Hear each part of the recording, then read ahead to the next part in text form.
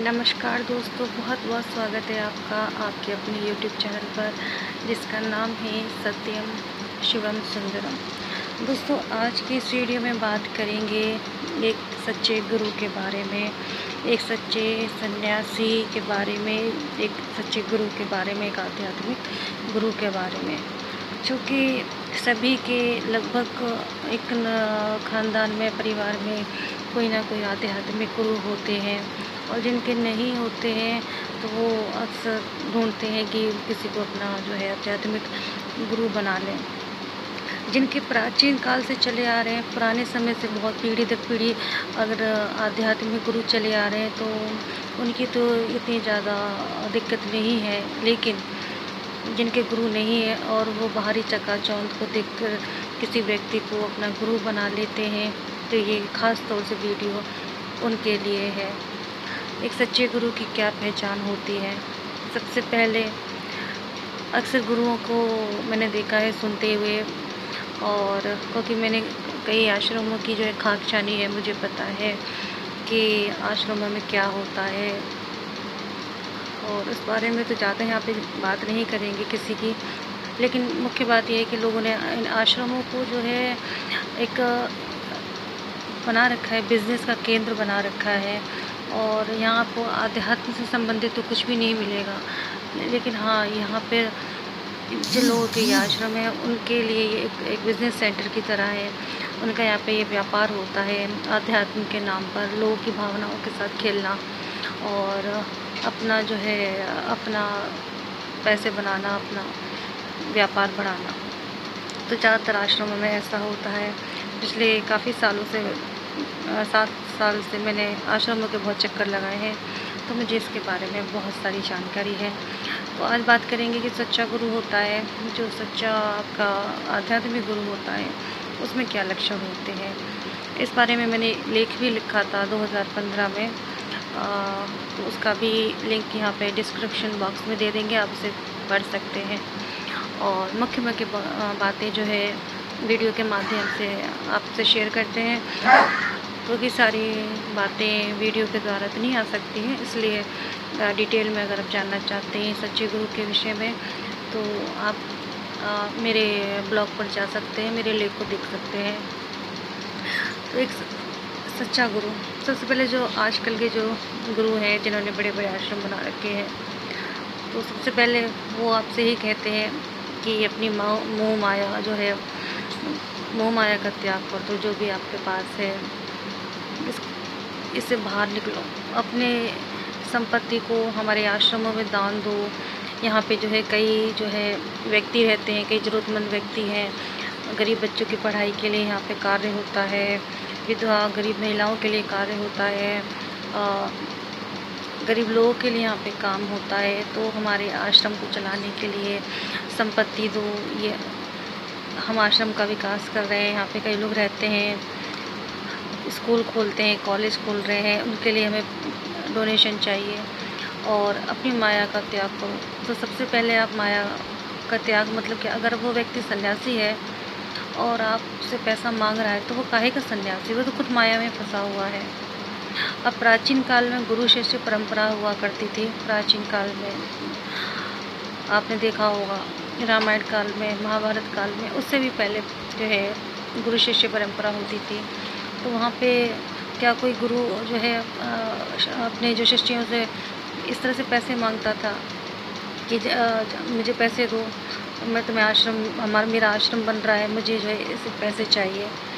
बल्कि जो शिष्य थे खुद ही भिक्षा मांग कर लाते थे, और उससे ही आश्रम का जो है चूल्हा जलता था, खाना पकता था, सभी शिष्यों में बराबर जो है बढ़ता था। उनके अनेक शिष्य होते थे, अपने अपने क्षेत्रों में जाते थे, जो भी 5 घरों से भिक्षा मिल लाते थे, क्योंकि परंपरा के अनुसार 3 या 5 घरों से भिक्षा ली जाती है। तो उसी से जो भी होता था, आश्रम का खर्चा निकलता था, आश्रम बनता था। आजकल के आश्रमों को देखिए, फुली एसी है, और हर तरह की सुख सुविधाएँ उनमें होती हैं। जो साधु सन्यासी हैं महंगी महंगी गाड़ियों में चलते हैं। जैसे कोई बिजनेसमैन होता है, उसके पास सारी सुख सुविधाएं होती हैं, उससे भी ज़्यादा सुख सुविधाएं आजकल इन साधु सन्यासियों के पास होती हैं। तो ये काहे के साधु सन्यासी है जो सुख सुविधा भोग रहे हैं। एक सच्चा साधक जो होता है, एक सन्यासी होता है जो पहले साधक होता है, जो गुरु बनता है आध्यात्मिक, वो सबसे पहले इन सब चीज़ों का त्याग करता है। जिसका अपनी आत्मा पर ही नियंत्रण नहीं है, जो खुद ही मोह माया में फंसा हुआ है, तो वो किसी को क्या मोह माया से बाहर निकालेगा। तो सबसे पहले आप ऐसे पाखंडी लोगों से बचें, मेरा तो अनुरोध है। जितने भी इन बाबा जोगियों के जो है आरोप लगते हैं गलत कार्यों में, निम्न गलत कार्यों को, तो पता नहीं लोगों ने देख के कैसे आकर्षित हो जाते हैं। सिर्फ उनके चकाचौंध को देखकर ही लोग आकर्षित हो जाते हैं, जबकि जो एक सच्चा साधु होगा, एक सन्यासी सच्चा होगा, एक आध्यात्मिक गुरु होगा, वो इस सब चीज़ों के पीछे नहीं भागेगा, क्योंकि उसके पास खुद ही आध्यात्मिक ज्ञान इतना होता है, उसे इस चीज़ों का मोह नहीं होता, वो पहले ही त्याग चुका होता है। मैंने पहले भी शायद वीडियो में बताया था। अब भगवान बुद्ध को देख लीजिए, जिनके पास सब कुछ था, एक राजा के बेटे थे, राजकुमार थे, उनके पास किस चीज़ की कमी थी, लेकिन वो अध्यात्म से जुड़े, वो सन्यासी बने, तो उन्होंने इस मोह माया का त्याग किया। नहीं तो वो तो राजा बनते, राजा के पुत्र थे, वो तो राजा बनते। लेकिन आजकल के सन्यासियों को देखिए कि सन्यासी भी हैं और राज सत्ता में भी बड़े पदों पर बैठे हुए हैं। ऐसे कैसे सन्यासी हुए, मुझे तो समझ में नहीं आते कैसे सन्यासी हैं कि चोगा पहनना है, पीले कपड़ों का, गेरुए वस्त्र लपेट रखे हैं और जो है सत्ता में है, ऊंची ऊंची पोस्ट पर बैठे हुए हैं। ये काहे कि ये आडम्बरी लोग हैं। ये सब ऐसे लोगों के आश्रम में तो बिल्कुल भी नहीं जाना चाहिए। एक सच्चा सन्यासी होगा, वो ऐसे आडंबर कभी नहीं करेगा, आपसे डोनेशन नहीं मांगेगा, आपसे पैसे नहीं मांगेगा। आध्यात्मिक शिक्षा के साधनाओं के नाम पे लोग पैसे लेते हैं कि मुझे हम साधना करा रहे हैं, इतने इतने पैसे दो। अब गरीब आदमी तो साधना जो है कर ही नहीं सकता है, वैसे ही परेशान है, दुखी है, तो उससे जो है गुरु दीक्षा के नाम पे पैसे लिए जाते हैं कि एक फ़िक्स है, जैसे स्कूल में फ़िक्स होती है ना फ़ीस, कि हाँ भाई 5,000 10,000 दोगे तो जो कि बच्चे का दाखिला होगा स्कूल में, या ऐसे मंथली फ़ीस जाती रहती है। तो इस तरह से वो गुरु दीक्षा के नाम पे फ़ीस दी जाती है, जबकि गुरु दीक्षा की क्या फ़ीस होती है। प्राचीन गुरु शिष्य परंपरा के अनुसार अगर देखा जाए तो क्या गुरुओं ने फिक्स फिट कर रखी थी कि भाई इतना पैसा देगा वही बच्चा हमारे आश्रम में आके पढ़ेगा? ऐसा तो नहीं होता था। ये सब आजकल लूट मचा रखी है। विभिन्न चैनलों ने आध्यात्मिक चैनल खोले बैठे हैं, साधना के नाम पे लोग चैनल खोले बैठे हैं और सत्संग प्रवचन करते हैं, डोनेशन मांगते हैं, और जो ज़्यादा से ज़्यादा देता है बस उसी की पूछ करते हैं। ये आध्यात्मिक गुरु नहीं है। आध्यात्म के नाम पे सिर्फ इन्होंने एक अपना बिजनेस खोल रखा है। अगर आध्यात्मिक गुरु है, अगर कोई आपको साधना कराने के लिए बैठा हुआ है, अगर कोई सन्यासी है, तो वो आपसे कभी पैसा नहीं मांगा, वो आपकी क्वालिटीज़ देखेगा कि हाँ आप उस चीज़ को संभाल सकते हैं कि नहीं संभाल सकते। और साधना के नाम पे लोग देखा है मैंने कि कोई काले कपड़े पहने बैठा है, कोई पीले कपड़े पहने यूट्यूब पर आ रहा है या टीवी पे आ रहा है, तो और इतने इतने पैसे मांगते हैं, कोई 10,000 11,000 15,000 किस चीज़ के। एक जो पुराने ज़माने में होते थे, वो जो गुरु शिष्य परंपरा के अनुसार वो व्यक्ति का अपने शिष्य के देखते उसमें कितना सामर्थ्य, कौन सी शक्ति वो शक्ति को वो झेल सकता है, उसके अनुसार उसको साधना बताते थे। उसके वो पैसे नहीं लेते थे कि उसके आश्रम में वो कोई गया उससे इतने पैसे देगा तभी हम उसकी साधना कराएंगे, ये करेंगे वो करेंगे। हर व्यक्ति के अंदर एक सामर्थ्य होती है बड़ी, उसके अंदर जो तपोबल को बढ़ाना पड़ता है, धीरे धीरे वो बढ़ता है। और ज़रूरी नहीं कि सारी जो शक्तियाँ हैं उसके पास हों। एक दो शक्तियाँ जो हैं जो उसकी उन्नति करे, इतना बहुत है। इससे हल्की फुल्की साधना वो कर सकता है। गायत्री मंत्र की साधना बहुत आसान है, उसे कर सकते हैं। एक दिन की साधना आप कर सकते हैं। सिद्ध कुंजी का स्तोत्र की कर सकते हैं, दुर्गा चालीसा की कर सकते हैं, हनुमान चालीसा की कर सकते हैं। ये बहुत ही साधारण सी साधनाएं होती हैं और इसके लिए किसी इतने इतने पैसों की ज़रूरत नहीं है कि ये इतना हाई फाई पैसा आप दो, हज़ारों रुपये उसको दो, ये है वो है। इसकी ज़रूरत नहीं है। आप अपनी उन्नति करें, अपनी उन्नति के लिए बेसिक साधनाएं आप कर सकते हैं। और इतने इतने पैसे मांगते हैं, 11,000 21,000 लाखों तक लोग मांग लेते हैं, और जो है जिनके पास है वो दे देते हैं। अब उससे जो गरीब व्यक्ति उसके अंदर हीन भावना आ जाती है, जबकि ऐसा नहीं होता। जो आध्यात्मिक गुरु होता है उसकी, एक गुरु के लिए सारे बच्चे जो है समान होते हैं। स्कूल में अगर हम पढ़ते हैं तो अमीर घर के भी बच्चे आते हैं, गरीब घर के भी बच्चे आते हैं। और अगर टीचर भेदभाव करने लग जाए कि अमीर बच्चों को अलग से ट्रीट करे, गरीब बच्चों को अलग से ट्रीट करे, गरीब बच्चों को पढ़ाए नहीं, उन्हें बाहर निकाल दे, और सब गरीब अमीर बच्चों को ही पढ़ाए, तो कैसा लगेगा। तो एक गुरु के लिए सारे समान होते हैं। और आध्यात्मिक अगर आप गुरु बनते हैं तो आपको तो वैसे भी सबको समान जो है देखना ही पड़ेगा, अगर आप सही हैं और चार्जेस लेते हैं, फीस लेते हैं जितने इतना तो आप एक नंबर के पाखंडी हैं। भले ही आपके पास सिद्धि हो ना हो, मुझे कोई मतलब नहीं इससे। भले ही ऐसे लोगों के पास सिद्धियाँ हो ना हो, उससे मुझे कोई सरोकार नहीं है, लेकिन आध्यात्म को आप बेच रहे हैं, ये गलत है। आध्यात्म को आप बेच नहीं सकते। आध्यात्म का मतलब है अपनी उन्नति, समाज की उन्नति, जिसे आप बेच नहीं सकते। और लोग जो ऐसे पाखंडियों को अपना गुरु बना लेते हैं, वो इनको तो पाप चढ़ ही रहा है और खुद को भी पाप चढ़ रहा है। जो सब कुछ जानते हुए थोड़ी सी अगर अकल लगाएं तो खुद ही आपका दिमाग बता देगा कि ये व्यक्ति सही है या नहीं है। तो थोड़ी सी आप सब बुद्धि लगाएं और ऐसे पाखंडियों से बचें। और गुरु हैं, अपने आप को भगवान कहते हैं, बहुत से तो अपने आप को भगवान ही कहते हैं। कहते मेरी पूजा करो, तुम्हारे सारे कष्ट दूर हो जाएंगे, मेरे ही मंत्र की माला करो, मेरी ही आरती करो, मेरी ही पूजा करो। जो इस तरह के गुरु होते हैं तो ये भी एक नंबर के पाखंडी है। दैत्यों के गुरु शुक्राचार्य थे, सारी शक्तियाँ उनके पास थी, सब कुछ था उनके पास, लेकिन कभी उन्होंने दैत्यों से ये नहीं कहा कि मेरी साधना करो, मेरी पूजा करो, मैं तुम्हारी उन्नति करूँगा। वो मार्गदर्शन करते थे दैत्यों का, दैत्यों को बताते थे उन्हें किस भगवान की पूजा करनी है, किसकी तपस्या साधना करनी है, किससे क्या शक्ति मिल सकती है, वो उन्हें बताते हैं। उसको गुरु का काम होता है मार्गदर्शन करना। और शुक्राचार्य थे, वो पैसे वैसे नहीं लेते थे कि राक्षसों से पैसे ले रहे हैं तब जाके वो बस तपस्या के बारे में बता रहे हैं, साधना के बारे में बता रहे हैं। वो गुरु थे इसलिए बता रहे हैं। उन्हें उनका कर्तव्य था अपने शिष्य का भला करना, जो उनकी शरण में आए, जिसने उनको गुरु बनाया उसकी मदद करना, उसकी सहायता करना, उसे उसका सही मार्गदर्शन करना। तो जो सच्चे गुरु होते हैं वो इस तरह से होते हैं। शुक्राचार्य इतने अमीर थे, वो नहीं कर सकते मुझे आलिशान मेरा आश्रम हो। राक्षसों ने क्या क्या पता नहीं जीता, स्वर्ग जीता, सारे लोग उन्होंने जीत कर रख लिए, लेकिन क्या वो नहीं कह सकते थे कि मेरे लिए आलिशान आश्रम होना चाहिए। क्यों, वो जो है एक फूस की झोपड़ी में रहते थे, एक साधारण से गुरु की तरह ही वो रहते थे और पूजा पाठ करते थे। लेकिन आजकल के गुरुओं को देखो, ऐसे आलिशान आश्रम बना रखे हैं और 5 स्टार है, सारी ऐश आराम उनके पास है। ये कैसे गुरु है भाई? जिसने खुद ही अपनी माया का त्याग नहीं किया है तो वो किसी और को क्या माया से बाहर निकालेगा, जिस खुद ही मुँह में फंसा हुआ है। अच्छा, मैंने ज़्यादातर ऐसे गुरुओं को देखा है, बोलते हैं कि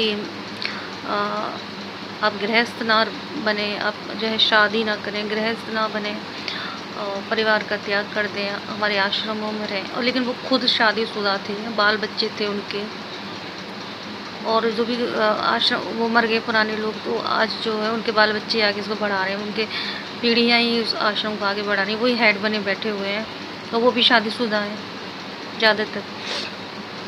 और सभी लगभग 99.9% तो लोग जो उनकी पीढ़ियाँ चल रही हैं वो सब शादीशुदा हैं, और दूसरों को कहते हैं कि शादी ना करो।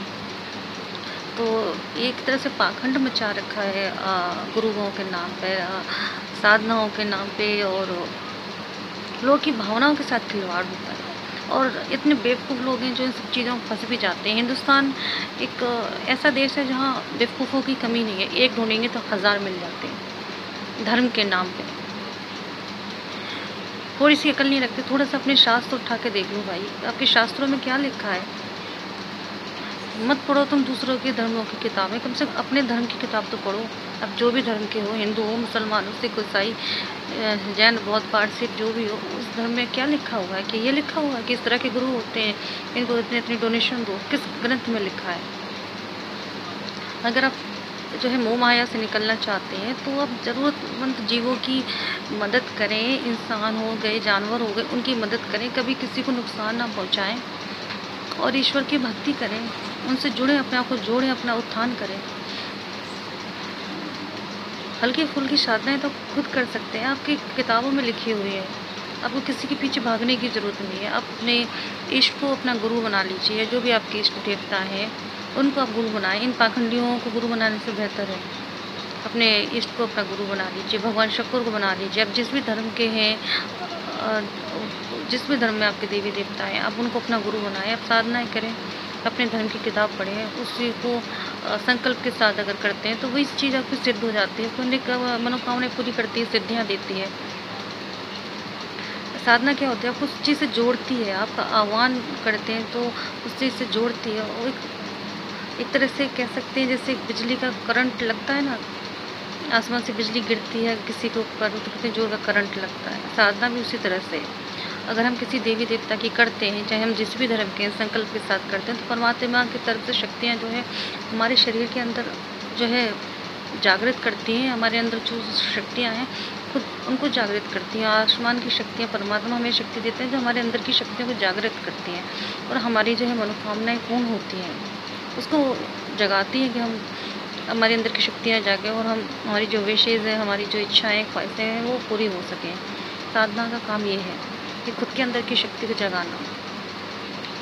और मुझे नहीं पता कुंडलिनी जागरण और ये चक्र जागरण, इनसे मुझे कोई मतलब नहीं है कि बहुत से कुंडलिनी जागरण और चक्र जागृत करने का आप बोलते हैं, उससे मुझे मतलब नहीं। मुझे मतलब है कि आपके अंदर जो शक्तियाँ वो जागृत हो, कैसे होती हैं वो आप बेहतर जानते हैं। आप जितना ज़्यादा ईश्वर से जुड़ेंगे, आपकी खुद ही कुंडली जागृत होगी, आपके चक्र जागृत होंगे अगर आप परमात्मा से जुड़ेंगे। लेकिन अगर आप ठग लोगों के पीछे भागते रहेंगे, फालतू के पैसा बहाते रहेंगे, तो आपका कुछ भी नहीं हो सकता और आखिर में आप मोक्ष को तो पाएंगे ही नहीं। आप इन्हीं चक्करों में यानी कितनी योनियों में भटकते रहेंगे।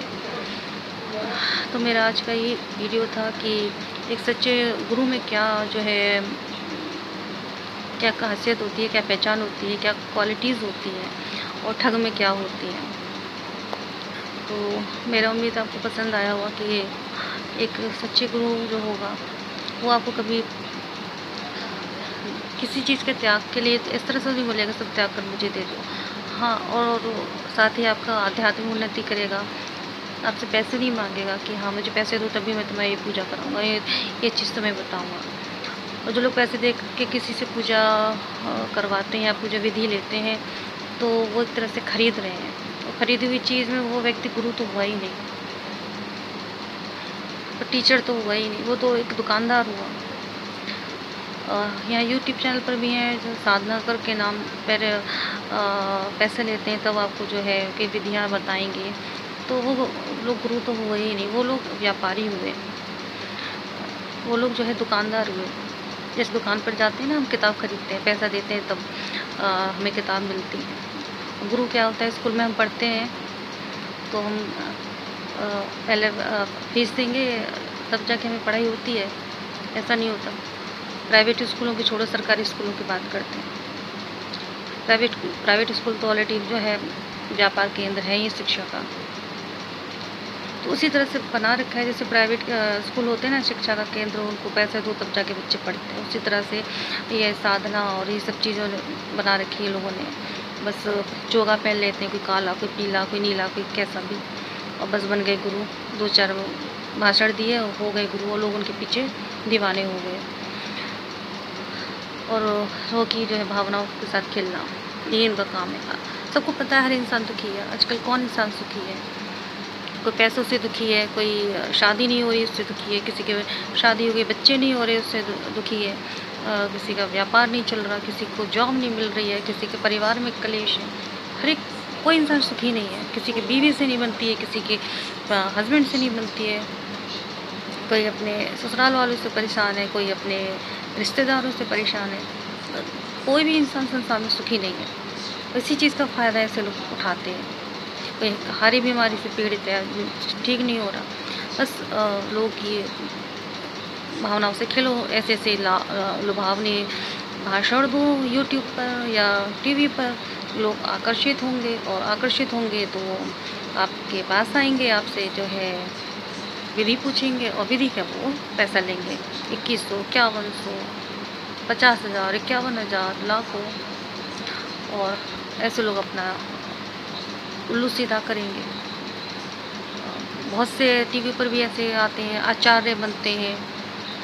आध्यात्म को आज के समय में लोगों ने एक व्यापार का केंद्र बना रखा है। कोई ज्योतिष बनकर लूटता है कि आपके ऊपर ब्लैक मैजिक किया हुआ है, कोई तांत्रिक बनकर लूटता है ब्लैक मैजिक किया हुआ है, आप जो है ये पूजा कराइए, 51,000 लगेंगे, 21,000 लगेंगे। उसको ठीक करने कितना पैसा लोग देते हैं, और जिनके पास है देते हैं, जिनके पास नहीं है वो इंसान पीड़ित रहेगा, वो भोगता रहेगा।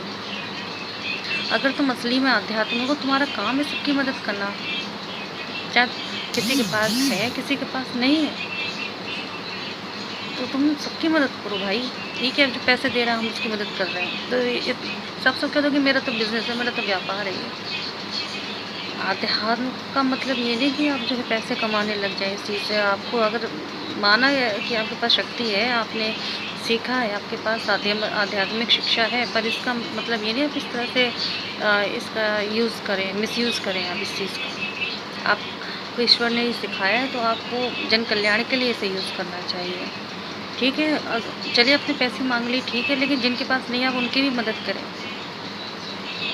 अगर आप किसी अमीर आदमी से 51,000 मांग रहे हैं, तो आप गरीब आदमी से 5,000 लेके उस चीज़ को करवाएं। कुछ तो सहूलियत होनी चाहिए। और वैसे कोई ऐसी पूजा पाठ नहीं होती है जिसमें इतने इतने पैसे लगते हो। क्या होता है पूजा में? एक साधारण सा हवन ही तो होता है, हवन में कितना लग जाता है।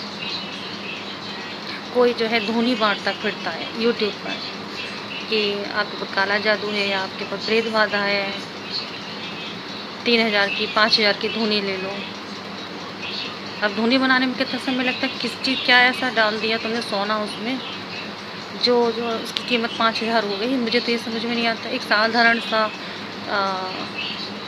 एक नारियल पकड़ा देते हैं, सूखा वाला नारियल, गोला जिसे कहते हैं, और कहते हैं कि ये हवन में डाल देना और आपकी सारी परेशानियाँ हट जाएंगी। भाई एक साधारण सा गोला तुम दे रहे हो, साधारण सा सूखा नारियल तुम दे रहे हो, उसके लिए 5,000 3,000 रुपये तुम ले रहे हो, किस चीज़ के? बस उसको थोड़ा सा 2-4 मंत्र पढ़े, सिद्ध कर दिया और हो गया इतने इतना पैसा। अब किसी गरीब आदमी के पास नहीं है खरीदने के लिए 3,000 5,000 हो, वो पीड़ित है, तो वो क्या करे? ये सेवा है तुम्हारी समाज की, ये सेवा है। लोग ऐसे चक्करों में नहीं पड़ना चाहिए, खुद ही अपना इस तरह से सक्षम बने।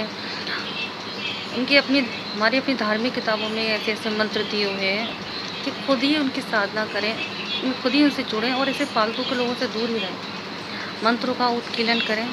कल ग्रहण आ रहा है, कल ग्रहण वाले दिन में नहीं कर पाए तो अमावस्या की रात को मंत्रों का उत्कीलन करें। नवार्ण मंत्र का करें, सिद्ध कुंजी का करें, शिव जी का करें, मंत्रों का उत्कीलन करें। और गुप्त नवरात्रों में सोमवार से गुप्त नवरात्रि लग रही है, उनकी साधना शुरू करें।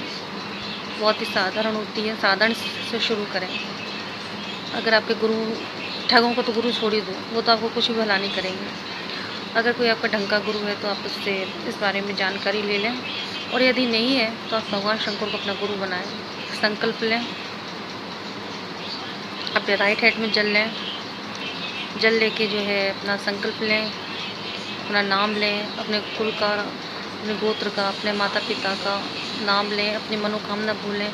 सिद्धि इत्यादि चाहिए या मनोकामना है कोई आपकी पूरी करना चाहते हो, लेके संकल्प लें, हाथ में पानी लें, जल लें और संकल्प बोलें और जल को नीचे छोड़ दें। बोलें मैं गुप्त नवरात्रि में इतने दिन की इस देवी देवता की साधना कर रहा हूँ इस मनोकामनाओं की पूर्ति के लिए। तो आपकी हर मनोकामना पूरी होगी। आपको इन ठगों के पास जाने की ज़रूरत ही नहीं है। आप मंत्र उसके लिए अगर नहीं आता तो आप सात्विक पाठ की साधना कर लीजिए, हनुमान चालीसा का पाठ कर लें, आप सिद्ध कुंजी का स्तोत्र का पाठ कर लें और अपराजिता स्तोत्र का कर लें, आप शिव सहस्त्र नाम का कर लें। जो भी पाठ है 9 दिन आप इच्छानुसार कि मुझे इतने पाठ प्रतिदिन करने हैं, और उसके बाद हवन कर लीजिए फाइनल में, या आप डेली हवन कर सकते हो, डेली हवन कर लीजिए। हवन की विधि आपको गूगल पे मिल जाएगी अगर कहीं नहीं चाहिए, अगर नहीं तो आप किसी से भी ले सकते हैं। गूगल पर सर्च कर लीजिए किस तरह से हवन होता है, वहाँ से करके आप हवन कर लीजिए।